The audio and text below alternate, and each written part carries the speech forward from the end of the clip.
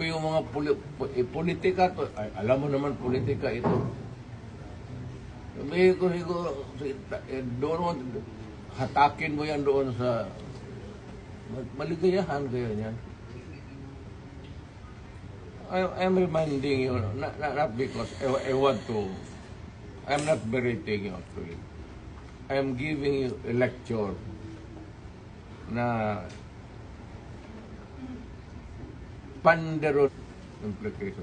Una-una, I don't know about, but my family, lalo na si Vice President, if ikaw bukas mag-presidente yan, okay ito. Or on a longer term, kung tatakto yan, mananalo yan. Dahil nga sa ginawa ninyo tuloy, ano.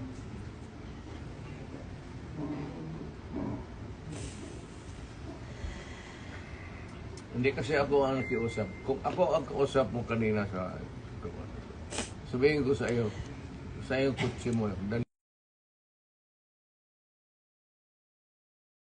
ano, sa ako. Yes, thank you, sir. And then, sir, may bus tayo, sir, sa labas. Kasama, sir, ang family mo, sir. Hindi, Four of you. hindi ko na, iiwan ko na. You can have a choice of 3 other companions, sir. Please. Wala. Abogado.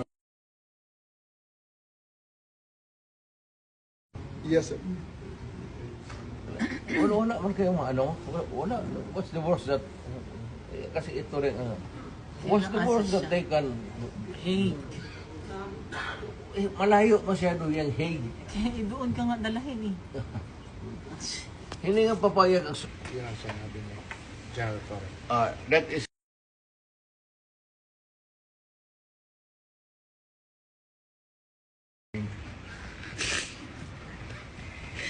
That is...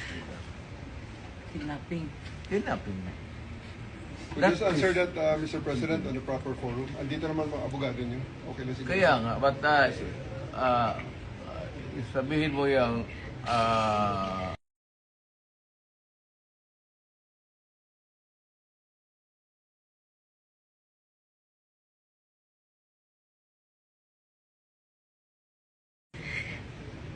ICC is out of the question.